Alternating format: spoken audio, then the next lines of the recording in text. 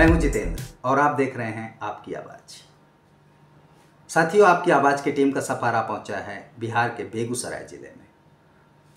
बिहार का ये बेगूसराय ज़िला बहुत ही प्रसिद्ध ज़िला है, लेकिन इस चर्चा को शुरू करने से पहले 2 मिनट आपसे बात करना चाहता हूँ। एक गुजारिश करना चाहता हूँ आपसे। आपकी आवाज़ की ये टीम जो सीमित संसाधन में काम करती है, सभी राज्यों में जाकर लोगों से मिलकर उनका हाल जान के, उनकी नब्ज को पहचान के आपके सामने लाने का प्रयास करती है।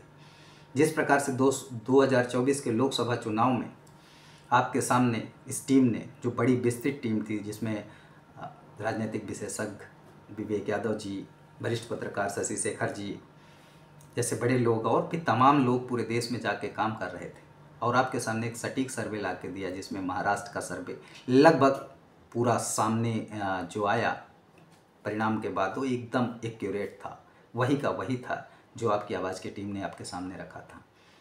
बिहार का सर्वे है, महाराष्ट्र के बाद उत्तर प्रदेश का सर्वे है, राजस्थान, तमाम राज्यों के सर्वे सटीक साबित हुए थे।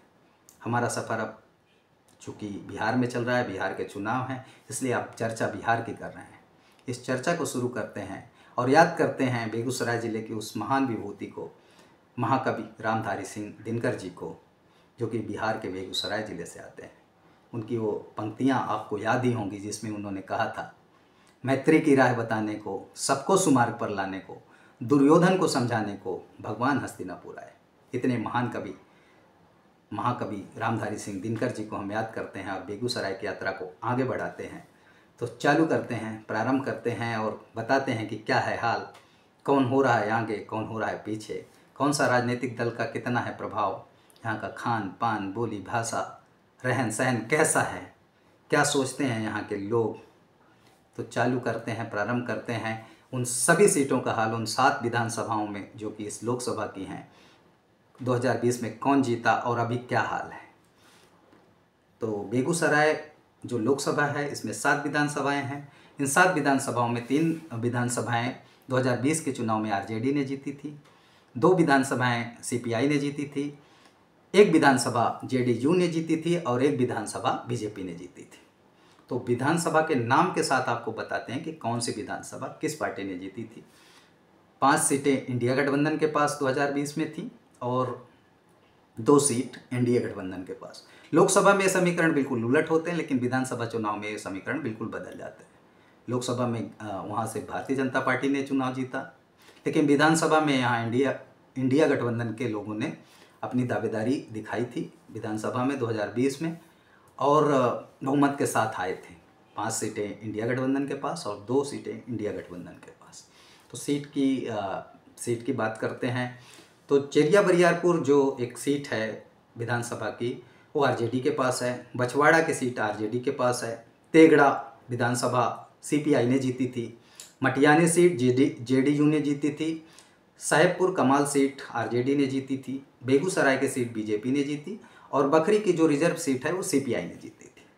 इन 7 सीटों में आंदोलनों का प्रभाव पूरी तरह से देखने को मिलता है।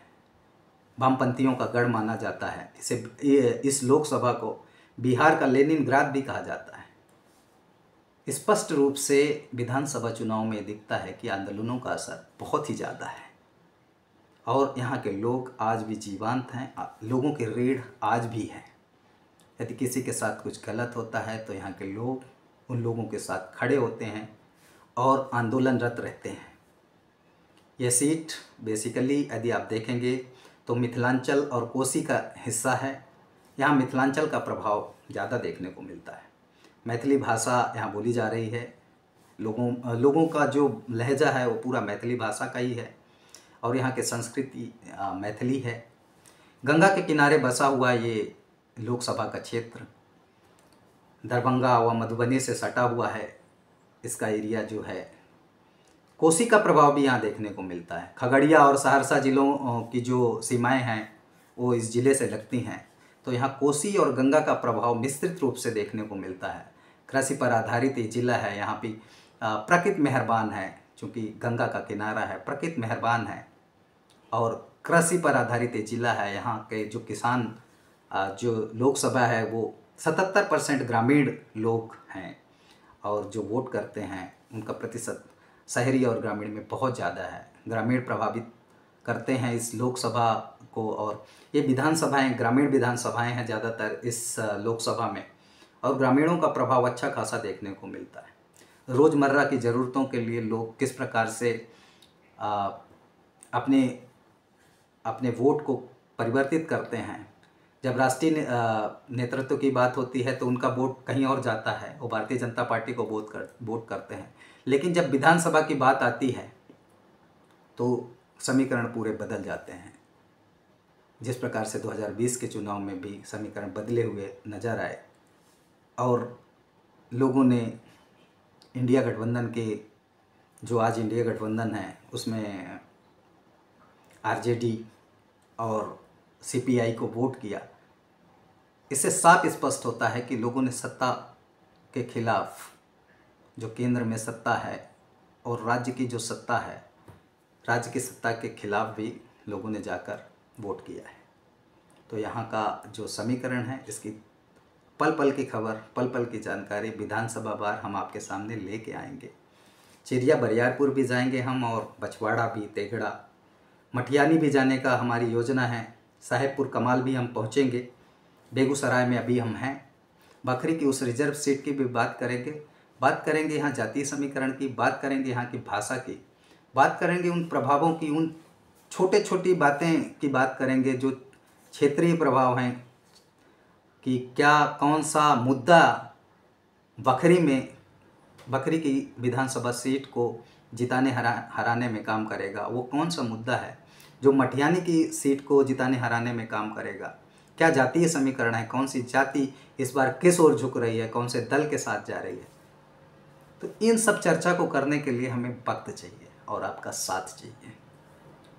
लगातार सीट दर सीट आपसे बात करने के लिए आप सब जुड़े हमारे साथ, और बिहार के लोगों की नब्ज क्या है, बिहार के लोगों का मन क्या है, इस बार किसे वोट कर रहे हैं और क्या प्रभाव रहेगा सभी सीटों में।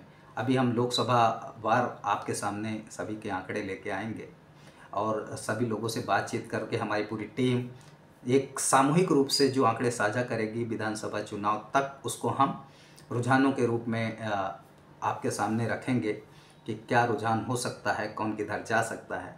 आंकलन आपका होगा, हम कहाँ तक पहुँचते हैं, कितना सच के करीब लेके आते हैं, ये तो वक्त ही बताएगा और ये परिणाम ही बताएंगे। लेकिन हमारा प्रयास है कि सच आपके सामने हम लेके आए। हर सीट पर सीट दर सीट चर्चा के लिए हमसे जुड़ते रहिए। तब तक के लिए